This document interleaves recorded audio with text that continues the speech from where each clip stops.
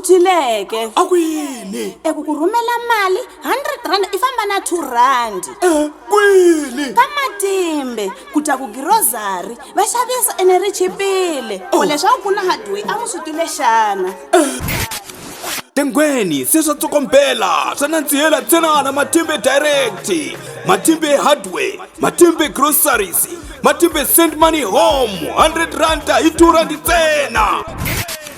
Chiredzi, Chinonga, Tambuta, Chikwetsiva, Singele, Muhlanguleni, Kombedzi, Makambe, Kethengi, Machijimba, Kwaseche.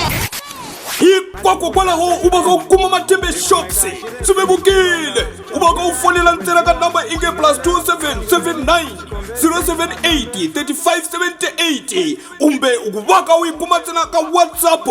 Free delivery loko ku vane u toveka u xava eka Matimbe Hardware, free delivery ka grocery loko u va ka u xava grocery na loko u ri joni u va u nga chajiwi mali ya extra u xava ntsena hi mali yona yaleyo i xavisiwa ka Matimbe akaya. Fona sweswi Matimbe hi chelile chukela save big.